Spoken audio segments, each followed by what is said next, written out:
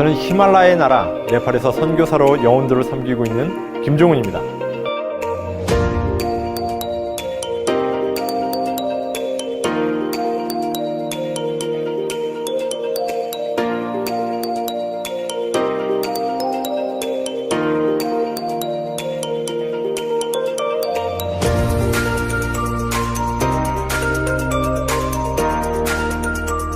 하나님을 경험하는 삶이 필요한 시대가 있다면 바로 지금이라고 생각합니다.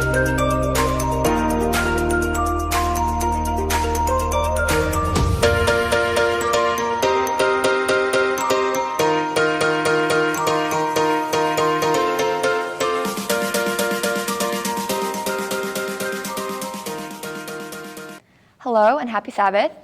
This week, the fourth week of World Missions will be taking place in Nepal.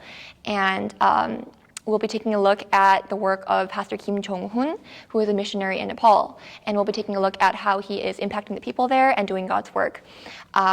Welcome, and we hope that you are blessed by his words and his testimony.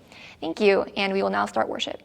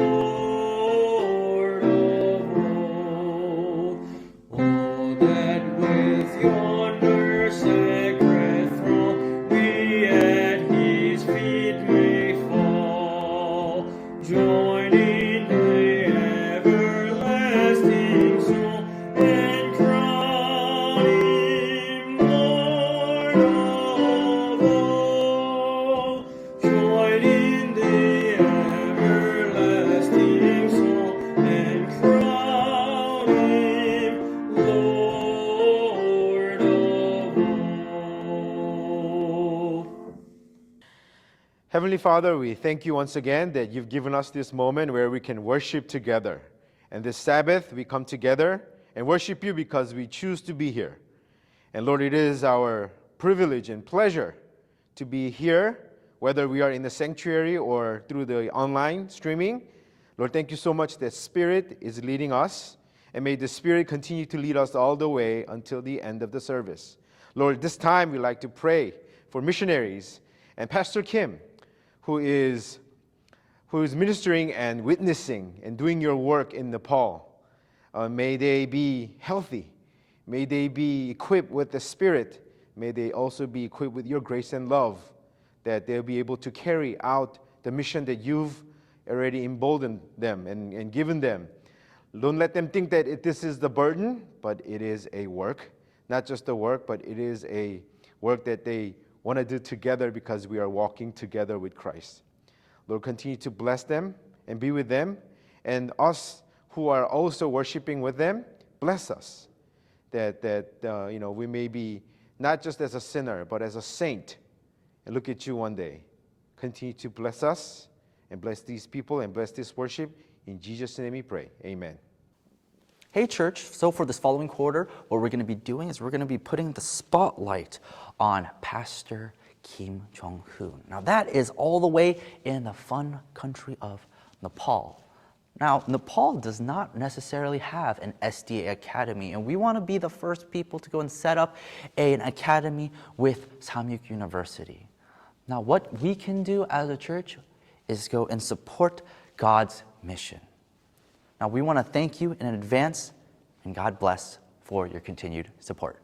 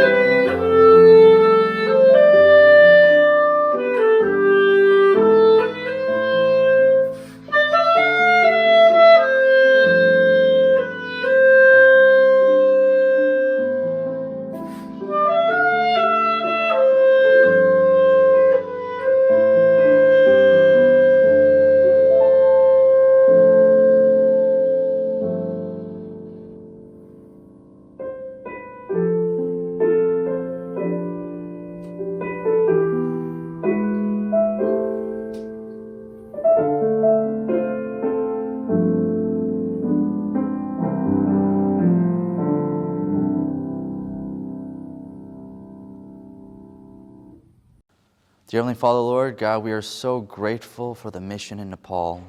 Lord, we're asking for the continued support of our church members, Lord. God, we want to be able to go and spread your word and your mission to the ends of the earth. Lord, please be with the people of Nepal. We know that you've already opened up their hearts and their lives. And Lord, we want to be able to be the light unto the world. God, we thank you for Pastor Kim as he is there as a self-sustained missionary. Lord, we know that you can do great things. Lord, all we have to do is ask. Lord, we love you and praise you. In Jesus' name, amen.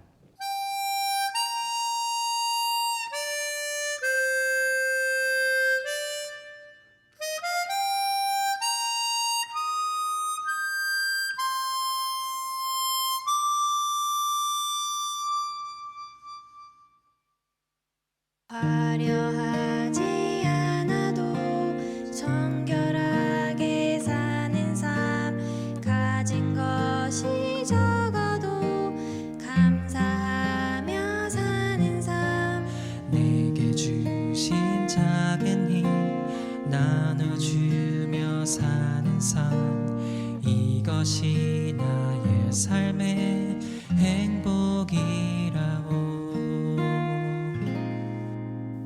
눈물 날 일 많지만 기도할 수 있는 것 억울한 일 많으나 주를 위해 참는 것 비록 짧은 작은 삶, 주 뜻대로 사는 것 이것이 나의 삶의 행복이라오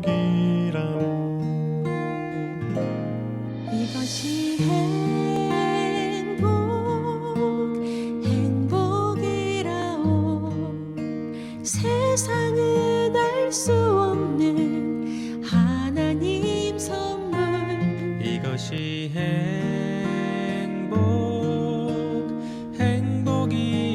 행복이라오 하나님의 자녀로 살아가는 것 이것이 행복이라오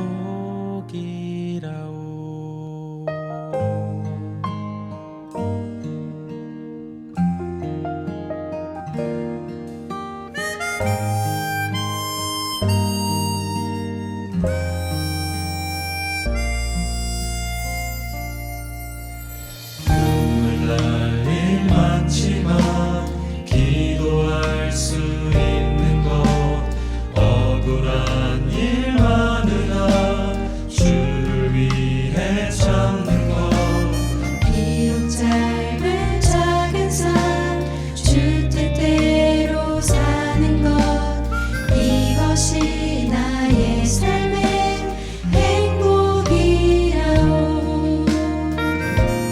이것이 행복이라오 세상은 알 수 없는 하나님 선물 이것이 행복이라오 하나님의 자녀로 살아가는 것 이것이 행복이라오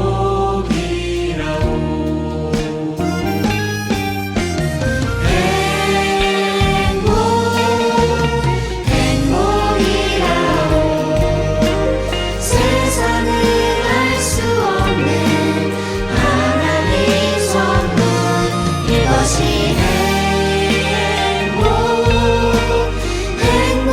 행복이라오 하나님의 자녀로 살아가는 것 이것이 행복이라오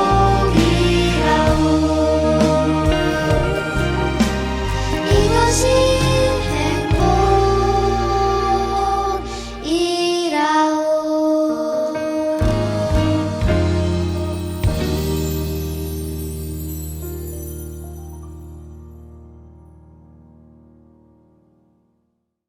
재림 성도 여러분, 안녕하십니까?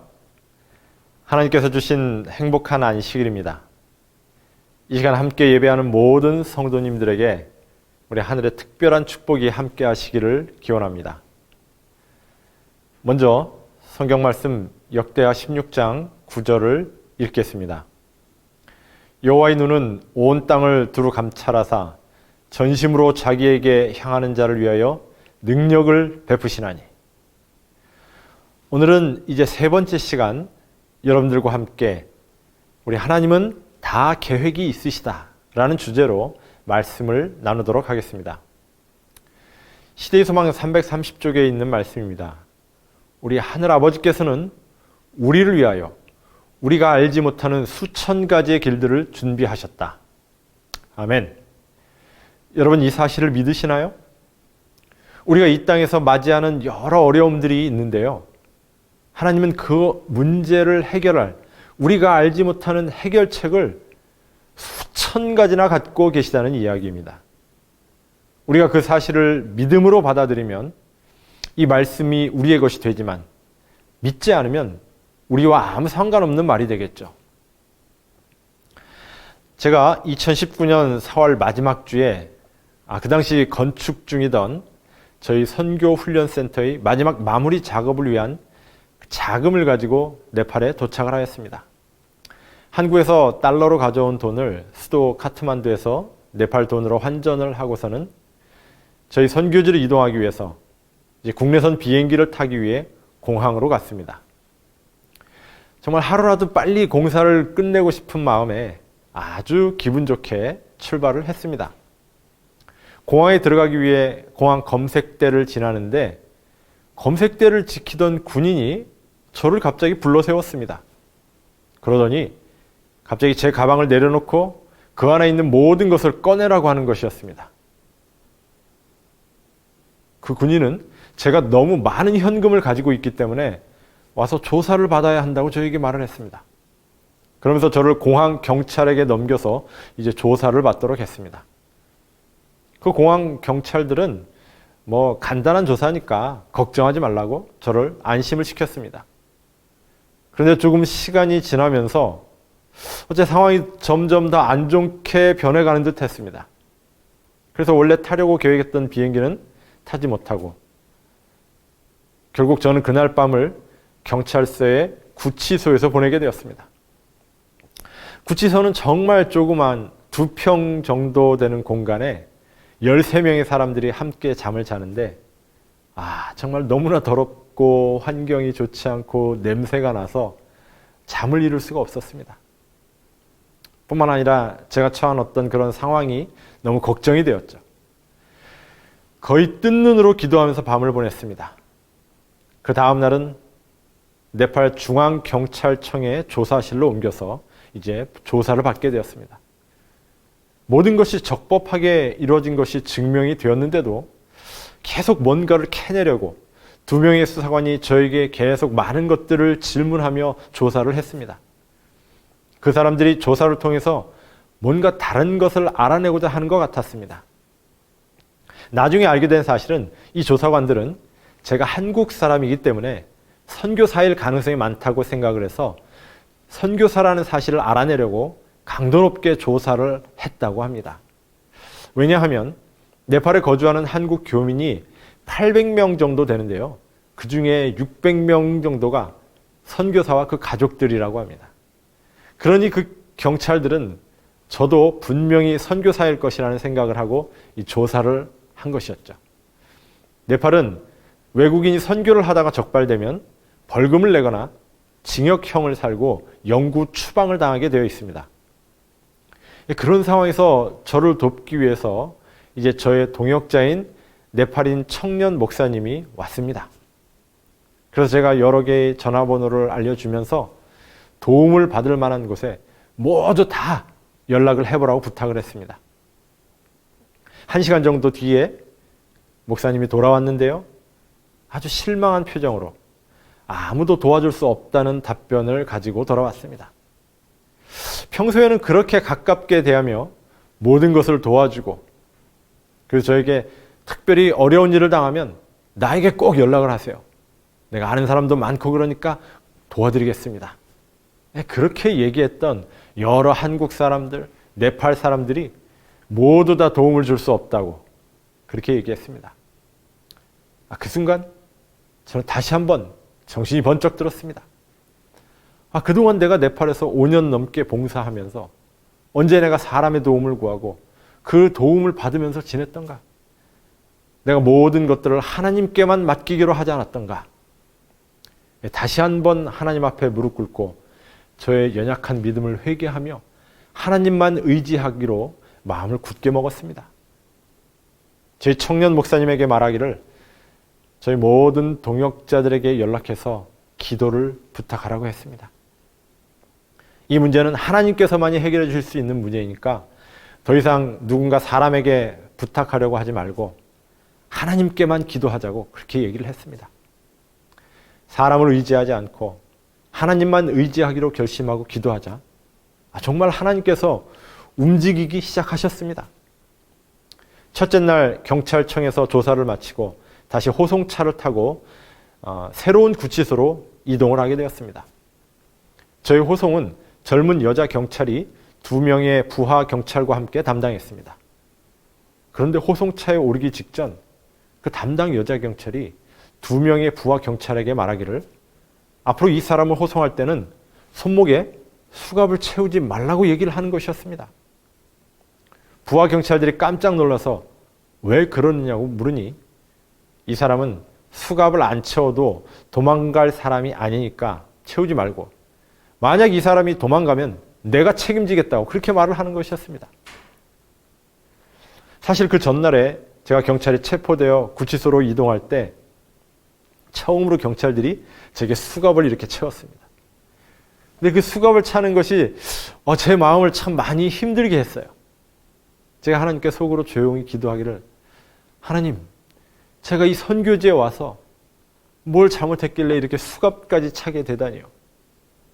제가 범죄를 해서 수갑을 찬 것은 아니었지만 아무튼 제 마음이 많이 힘들었습니다. 그런데 그날 그렇게 하나님께서 제 마음의 기도를 응답하신 것이었습니다.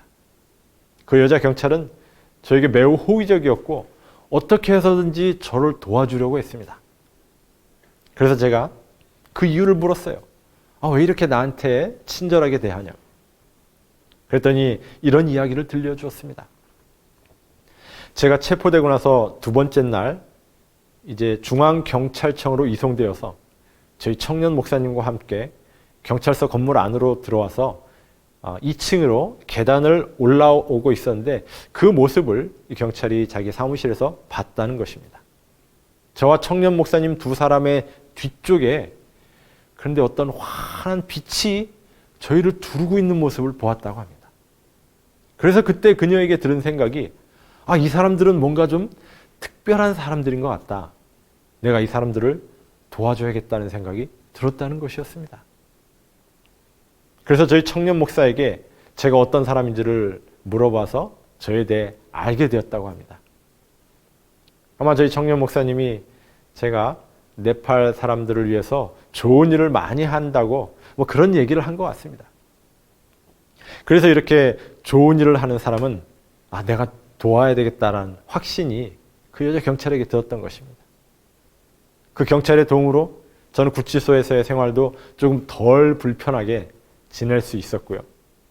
자유롭게 찾아오는 사람들과 면회를 할 수도 있었습니다. 그러나 특별한 진전 없이 계속 같은 질문만 반복되는 조사가 닷새 동안 진행이 되었습니다. 그러다 드디어 금요일이 되었습니다. 그날도 역시 오후까지 조사가 진행이 되었고요. 오후 4시쯤 되었을 때 조사관들이 드디어 저를 석방시키기로 결정을 했다고 이야기를 했습니다. 단 조건이 있는데 앞으로 1시간 이내에 미화 1만 불의 현금을 보석금으로 가지고 오라는 것이었습니다. 그러나 이미 은행도 모두 문을 닫은 시간이었고 제가 가지고 있던 모든 돈은 경찰들에게 압수당했기 때문에 저의 수중에는 남은 돈이 전혀 없었습니다. 아무리 이곳저곳 전화를 해봐도 돈을 구할 수가 없었습니다. 다시 한번 하나님이 아니시면 이 문제를 해결할 수 없다는 사실을 제가 그 순간 깨닫게 되었습니다. 저에게 있는 무기가 뭐가 있죠? 기도할 수밖에 없었습니다. 그때 대한민국 대사관에서 제가 이제 석방된다는 얘기를 듣고 영사님 한 분이 경찰청에 오셨습니다. 그리고는 제가 그날 석방이 될 수 있는데 보석금을 내야 된다는 사실을 알게 되었어요. 그 영사님은 제게 1만 불의 현금을 1시간 안에 구해올 수 있느냐고 물으셨습니다. 제가 지금 노력 중이기는 한데 좀 어려울 것 같다고 말씀을 드렸습니다. 1만 불이 한국이나 미국에서도 큰 돈인데 네팔에서는 정말 큰 액수의 돈이었습니다. 그러자 잠깐만 기다려보라고 영사님께서 제게 말씀하시더니 밖에 나가서 어디엔가 전화를 하셨습니다. 10여 분 뒤에 들어오시더니 화난 표정으로 저에게 걱정하지 말라고, 돈을 구했다고 그렇게 말씀하셨습니다.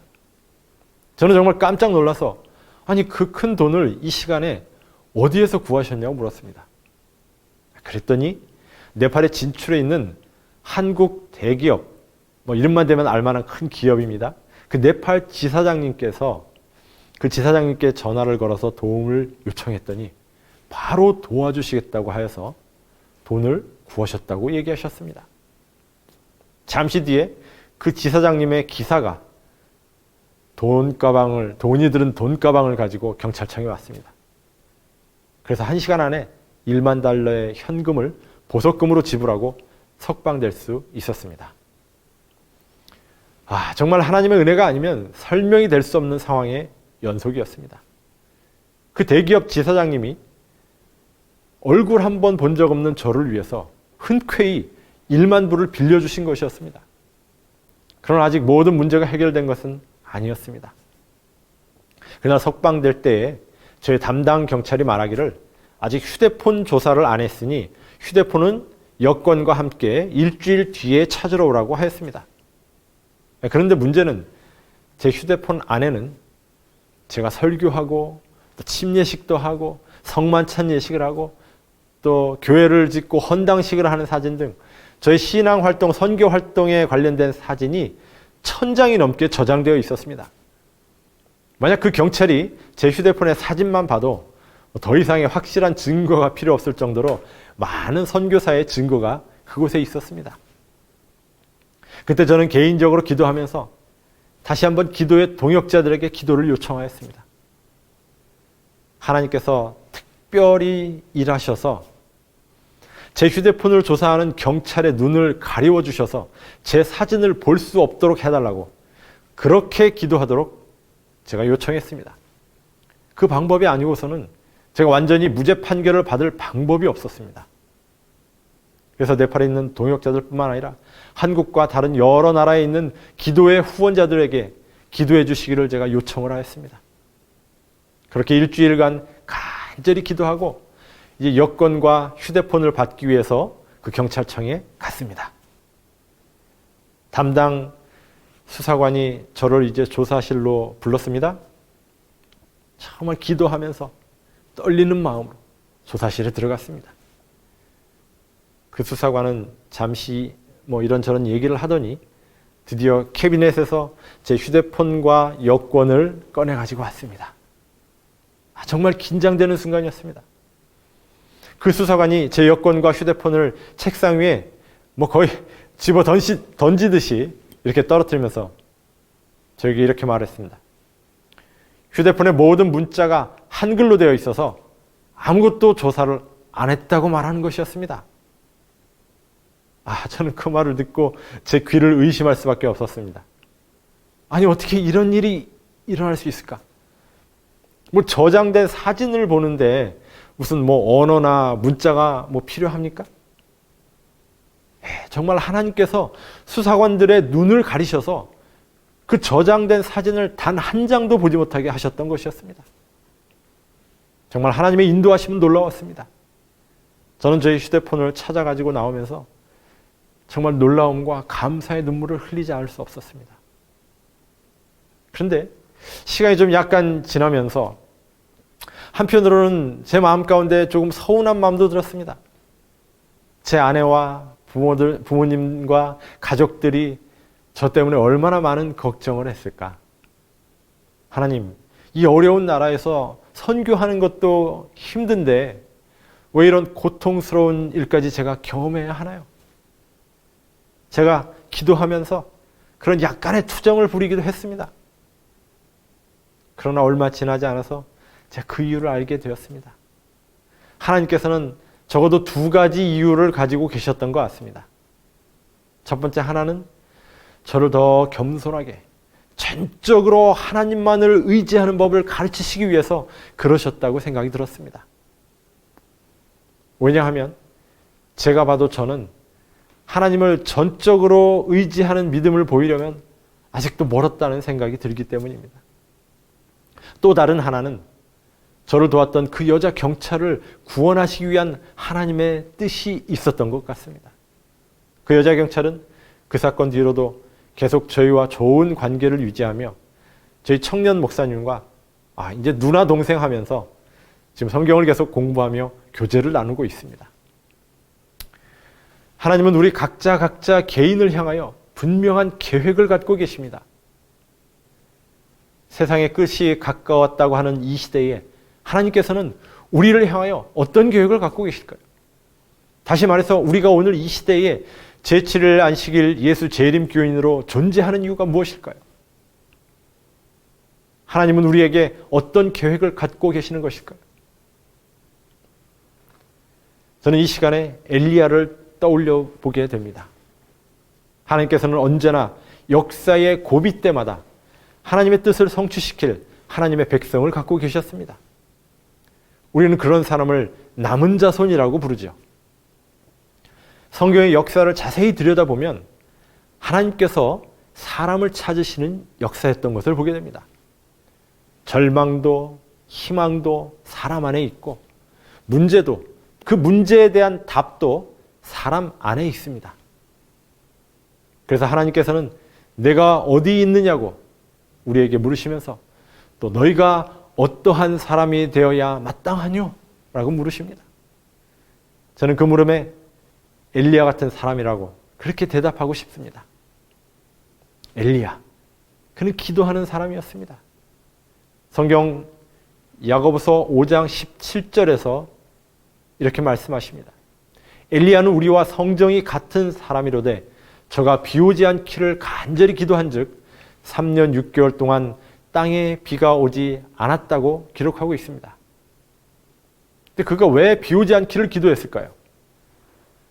그가 살던 그 시대는 물질적으로는 그 어느 때보다 풍요로운 시대였지만 영적으로는 가장 어두운 시대였습니다.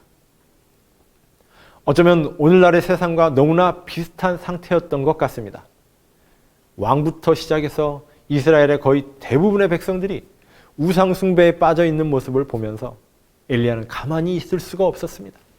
그가 혼자서 무엇을 할 수 있을까 생각해 봤을 때 그는 기도로서 개혁을 시작하기로 결심했습니다. 그의 기도는 힘없고 확신 없는 기도가 아니라 사랑이 동기가 된 정말 열렬하고 능력 있는 그런 기도였습니다. 기도하면 할수록 타락한 왕과 백성들에게 하늘의 경고의 기별을 전해야 한다는 부담이 그의 마음을 눌렀습니다. 사랑하는 믿음의 가족 여러분, 하나님께서는 오늘 우리가 엘리야처럼 기도하기를 원하십니다. 세상의 근심 걱정에 짓눌려 힘없고 맥 빠진 그런 기도를 하는 게 아니라 어제 한 기도나 오늘 하는 기도나 똑같이 특별할 것 없는 중언부언하는 그런 기도가 아니라 우리도 엘리야처럼 열렬하고 능력 있게 영혼을 구원하는 기도를 하기를 하나님께서 원하시는 것입니다. 제가 삼육고등학교에 다닐 때에 학교 복도에 이런 글이 쓰여 있었습니다. 기도하는 한 사람은 기도하지 않는 한 민족보다 강하다. 아멘이신가요, 여러분? 예, 저는 이 말에 아주 전적으로 동의합니다. 우리는 엘리야를 통해서 기도하는 한 사람이 한 나라를 어떻게 변화시키는지를 보았습니다. 만약 여러분과 제가 엘리야처럼 기도한다면 이 세상에 얼마나 큰 변화가 일어날까요? 한 사람이 한 나라를 기도로 변화시켰다면 우리 모두가 엘리야처럼 기도한다면 이 지구상에 어떤 일이 일어나겠습니까? 세상이 성령의 능력으로 선포되는 말씀으로 인해 지진처럼 진동하는 일이 일어날 것입니다. 그런데 아직 그런 일이 일어나고 있지 않다면 그건 이 시대의 엘리야로 부름을 받은 바로 여러분과 저의 문제가 아니겠습니까? 사실 우리가 세상을 바라보며 복음을 전할 때 우리가 복음을 전하는 속도보다 계속 새로 태어나는 불신자가 더 많은 것처럼 느껴집니다. 사실 통계로 봐도 그렇습니다. 이 복음이 확산되는 속도가 전 세계의 인구가 늘어나는 속도보다 더 느립니다. 그렇다면 언제 이 세상의 복음 사업이 맞춰지게 될까요? 도대체 어떻게 그 일이 가능할 수 있겠습니까? 우리가 엘리야처럼 기도한다면 그 일이 가능하지 않겠습니까? 목사와 복음 사역자에 보내는 증언에서 엘렌 화이트는 주님께서는 이 마지막 사업에서 통상적인 방법과는 매우 다른 방법으로 복음 사업을 마치실 것이라고 하였습니다. 그동안 우리가 해오던 방법이 아니라, 우리가 전도하는 방법이 아니라 매우 완전히 다른, 인간적인 방법과는 다른 방법으로 마지막 사업을 끝내실 것이라고 하는 것입니다. 그래서 마지막 때 하나님께서는 당신의 사업을 완성하기 위해 사용하는 아주 단순한 방법을 보고 사람들이 놀랄 것이라고 기록했습니다. 그러니까 우리가 막 계획하고 복잡하게 해서 하는 것이 아니라 완전히 우리의 상상을 뛰어넘는 그런 방법으로, 우리가 한 번도 예상하지 못한 방법으로 마지막 복음 사업이 끝날 것이라고 하는 것입니다. 또한 교회증언 5권 754페이지에 보면 번개와 같은 빠른 속도로 이 사업이 하나님의 계획에 의하여 맞춰질 것이라고 말하고 있습니다. 다시 말해서 지금 상황을 본다면 너무나 복음 사업의 전개 과정이 진척의 속도가 더딘 것처럼 보이고 있고, 이 교회 안에 그 믿음에 반응하는 사람이 너무나 적은 것 같고, 그래서 이 복음 사업이 맞춰지는 것이 어려울 것처럼 보이는 것입니다. 그러나 마지막에 가까울 때 우리 하나님께서는 이런 국면을 한순간에 바뀌어버릴 정말 놀라운 하나님의 방법을 사용하게 될 것이라고 하는 것입니다. 다시 말해서 지금과 같은 통상적인 방법이 아닌 하나님의 새로운 방법을 동원하실 것이라고 하는 것입니다. 그래서 우리는 하나님께서 통상적인 어떤 상식을 깨뜨리는 방법으로 우리를 사용하고자 하실 때, 그때 우리가 하나님의 방법을 따라갈 수 있는 믿음이 준비되어 있어야 하는 것입니다. 만약 오늘 나의 일상의 삶을 통해서 그 믿음이 훈련되어 있지 않으면 우리를 이끄시는 그 하나님의 교육을 우리는 거절할 수도 있다고 하는 것입니다. 엘리야, 그는 말씀의 사람이었습니다. 하나님의 말씀의 약속을 정확히 알고 기억하면서 세상에서 일어나는 일들을 보면서 시대의 징조를 읽을 수 있는 사람이었습니다. 우리가 잘 알듯이 베델 사람 히엘이 여리고를 재건하지 말라는 하나님의 명령을 무시하고 재건축하는 과정에서 두 아들이 죽는 모습을 보았습니다.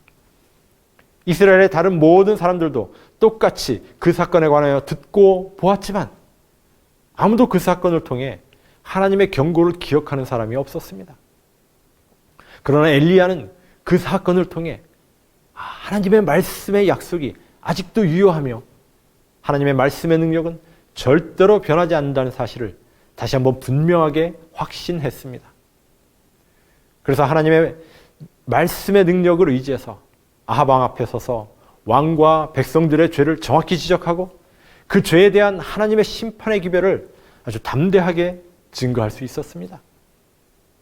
하나님은 오늘 우리에게 안일함과 편안함만을 추구하는 이 세상에 엘리야처럼 그렇게 회개의 기별, 경고의 기별을 전하도록 우리를 부르셨다고 저는 믿습니다. 이 시대의 세 번째 엘리야로 부름받은 남은 자손을 향한 하나님의 계획이 바로 이것인 것입니다. 엘리야, 그는 외로움과 고독함을 두려워하지 않는 사람이었습니다. 성경에는 그의 가족이나 친구 등 엘리야에 관한 개인적인 내용이 거의 없습니다. 그에 대한 소개는 그냥 길르앗에 우거하는 자 중에 디셋 사람이라는 것이 전부입니다. 그는 믿고 의지할 세상적 배경이 전혀 없는 사람처럼 보입니다. 사랑하는 여러분, 남은 자손들은요, 고독을, 외로움을 두려워하지 않는 사람들일 것입니다. 우리가 복음을 전한다는 이유로 외로움에 처하거나 오해를 받거나 비난을 받을 수도 있습니다. 그러나 남은 자손은 그 길에 임마누엘의 하나님이 함께 하심을 믿기 때문에 결코 실망하거나 좌절하지 않는 믿음의 사람들인 것입니다. 남은 자손은 가장 악한 시대에 가장 순결한 모습으로 살아가는 그런 사람들입니다.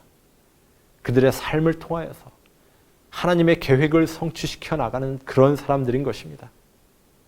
하나님은 지금 이 시대에 그런 사람들을 찾고 계십니다. 엘리야, 그는 하나님의 인도하심에 전적으로 순종하며 사는 사람이었습니다.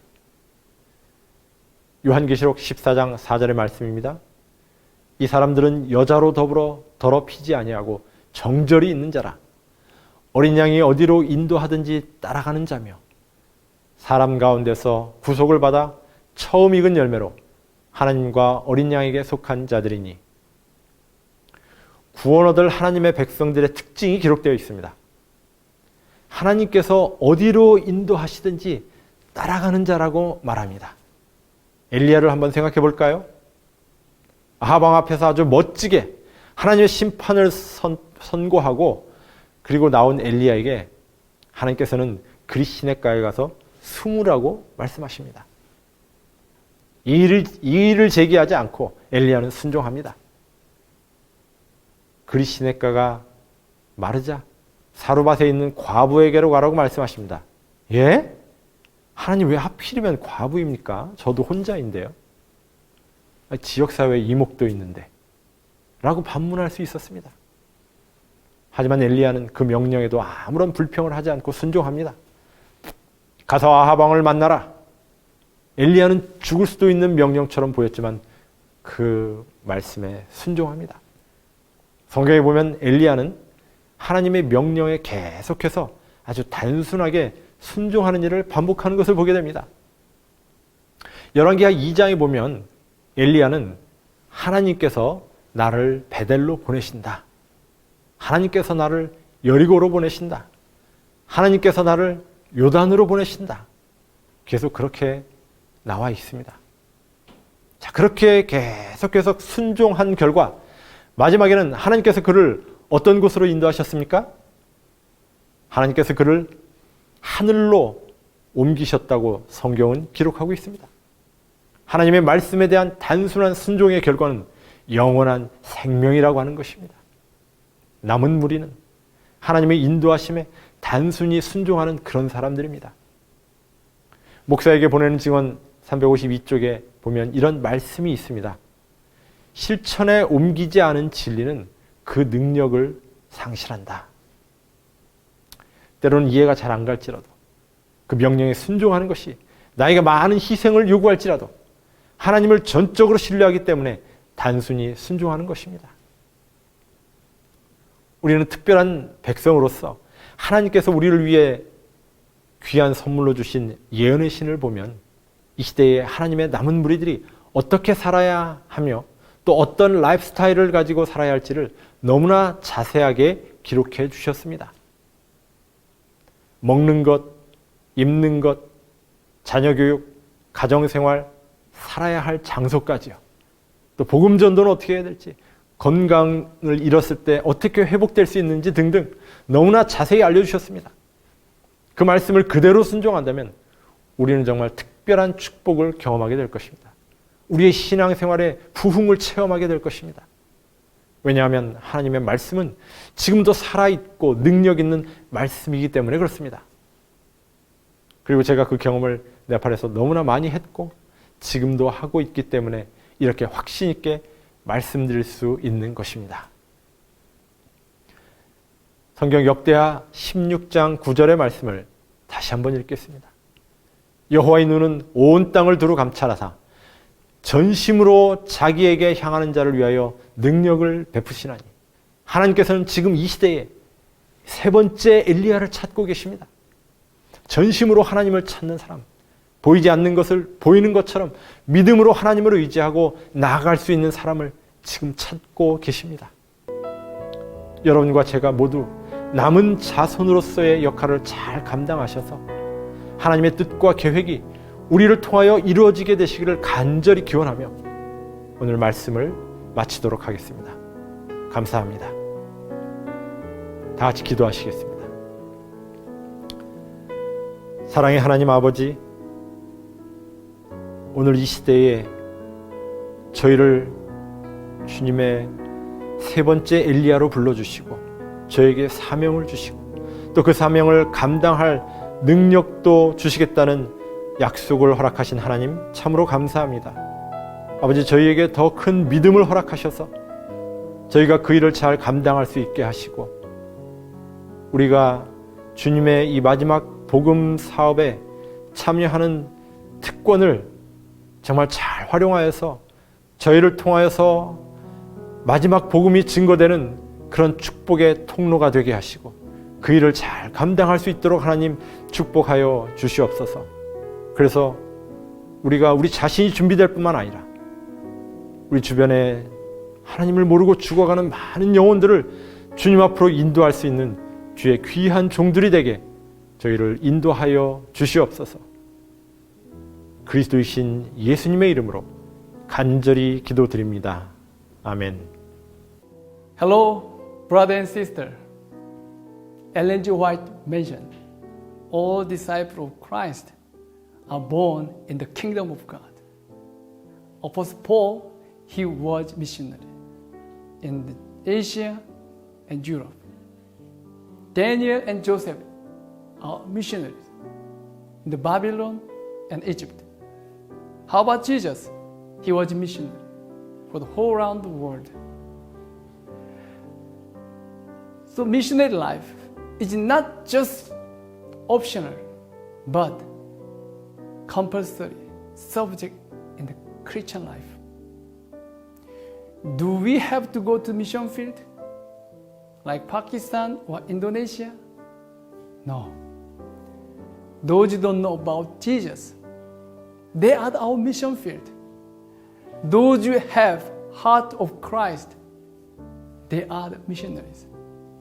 We need doctor like a missionary. We need a teacher like missionaries. We need a pastor like a missionary. I had experience to serve in the mission field in remote jungle in Irian Jaya. And also I trained young people under the 1,000 missionary movement. And I sent them, trained them in the Korea by Compass Missionary Training Center. Now I'm serving here. It is my blessing to share my testimony with Word of God. Revelation chapter 14 verse 6 said, "Then I saw the angels flying the mid sky with the everlasting gospel." God never commanded angels to bring the gospel, share the gospel, but only those who have experience of the gospel, they can bring the gospel, share the gospel. This time, I want to prepare a message for all of you, how we can have experience about gospel, how we can involve our life to have full vitality of Christian life. First day, I want to share Word of God, how we can have experience the power of Word. Second day, I will share with you how we can experience the power of prayer.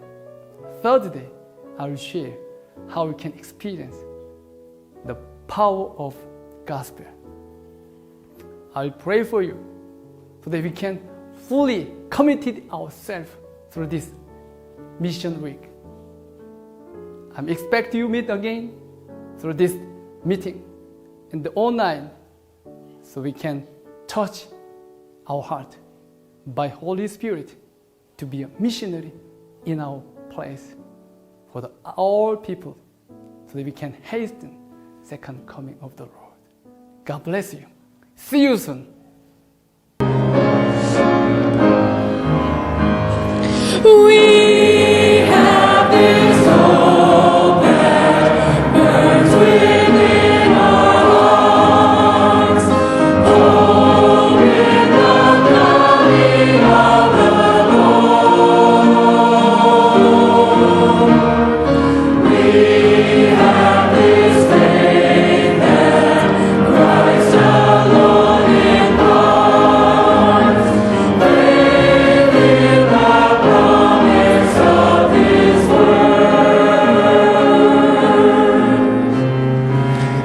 We believe the time